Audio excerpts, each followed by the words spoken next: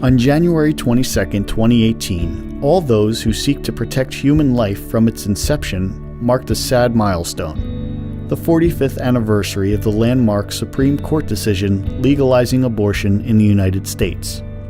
People of all ages from across the Diocese of Trenton gathered in prayer and witness to observe the milestone, which is recognized by the Catholic Church in the United States as the Day of Prayer for the Legal Protection of Unborn Children. From Washington, D.C. to Trenton, New Jersey, the faithful of the diocese proclaim themselves to be a people of life.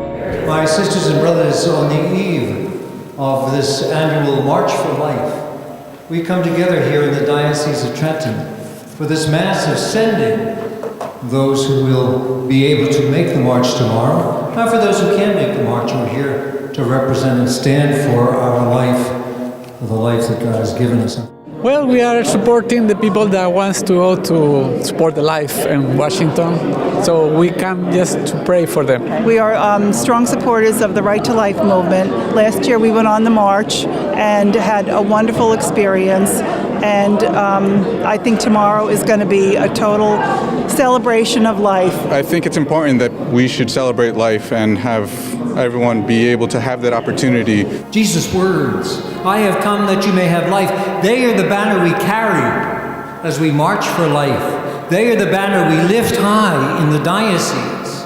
Here tonight, we must continue to bring life to light in every choice that we make, in every decision that we uphold and support, in every right that we claim and affirm as human beings.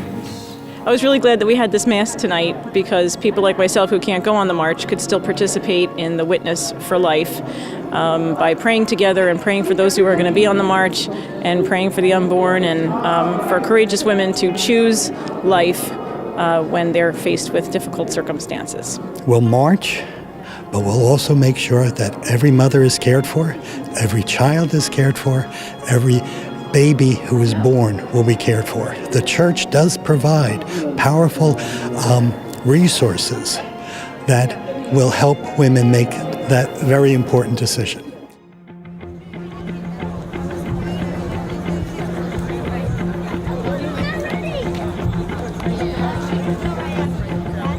Being the Caseys, our school, we're based on the foundation of tradition. This being the 45th year, come back and support. This is an issue that's near dear to our heart in the community, and what better way to spread it than here at the National Mall, right?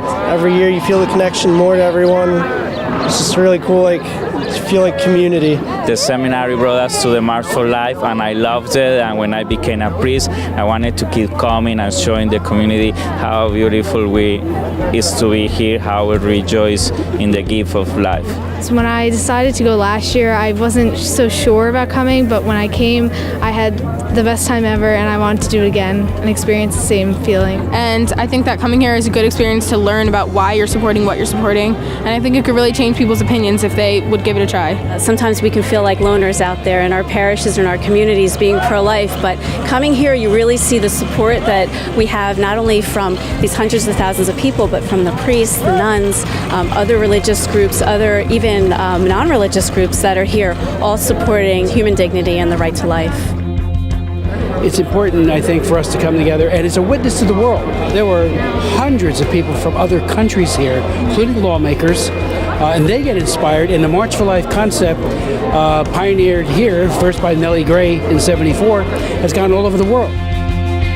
In the past couple months, we had some losses of suicide in our school, and it made me really think about life and just made me value life so much more. And, I realized the Respect Life movement is not just about babies, but it's about, suicide prevention, and it's about the lives of elderlies and just all lives in general. So showing my support out here is kind of just a first step in the right direction.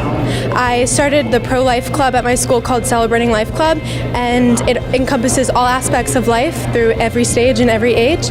And reaching out to the students through social media, through my school, different events at my school, like even the blood drive. We helped out at the blood drive, just different things like that. I think, whatever we can do is going to help, and that's what counts. I think the millennials more and more, because the polling shows they are far more pro-life than their parents. They've grown up in a world with ultrasound. They know or have heard of post-abortive women and the agony that so many, not all perhaps, but so many carry with them. There's a lot of signs that said, I am the next generation of pro-life, and that's something that struck us a lot too. If you have the right amount of support, I think you can do what's right, and even if you can't keep the baby, there's other options like adoption. I think that knowledge is power, and we have a generation of young people who are more educated than many in the past, and more interested, to be honest with you.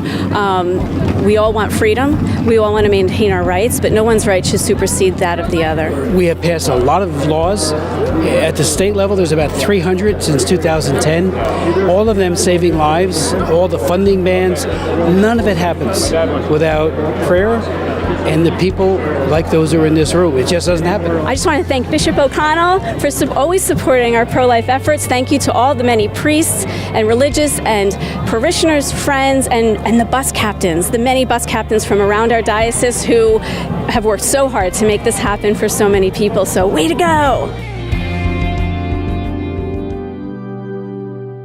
My sisters and brothers, we join together on this sober day, this day in which we commemorate, not celebrate, but commemorate the tragic decision of Roe v. Wade.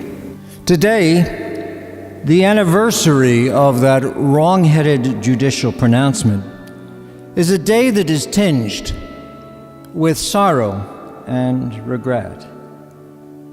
It's an example of the fact that what is legal is not always moral and right. The silent voices of over 53 million souls in the United States make that case for us, and we call them to mind today. My brothers and sisters, the State House in Trenton is much closer than Washington, D.C. But both marches, both rallies, that on Friday and that today, are part of one movement to build one united house on one solid foundation. Bishop O'Connell said a beautiful Mass. I think it was evident that he was very vigorous in his pro-life stance and his wishes to spread that through our Catholic congregation and beyond. I'm very happy to be here, help to the people understand the life is life no matter what. You have to respect and you have to love it. I personally lost a baby and wasn't blessed to have another baby. And it's all the more reason why I feel so strongly about it, very strong. So I pray with all our heart we can be effective and help make a difference in this world. We're fighting for the 2020. It's called the Pain Capable Unborn Child Protection Act. It's already passed in 17 states in this country. And it's to make people aware that babies in the womb do feel pain. That's the whole message. I'm here today because the doctors told my mom to abort my brother because he was going to have problems when he was born. But my mom didn't abort him and now he's perfectly fine. In abortion, there's nothing healthy about it. No one could tell me that. 20 years ago, I took that stand because I believed in the lie. No more lies. We have to stand up, no matter how much it hurts. But once you have God's mercy, He gives you the capacity to be able to stand and reach out to other people that are in silence. As I walk through the crowd and come here, a lot of people in silence told me the same thing. I regret my abortion too. Like John Paul II said, even though what took you to that place, God knows it was painful, but one day you will be a big advocate for life. I've been doing this for over 40 years, that's all I know. I've been working for this, and we're not going to give up, ever.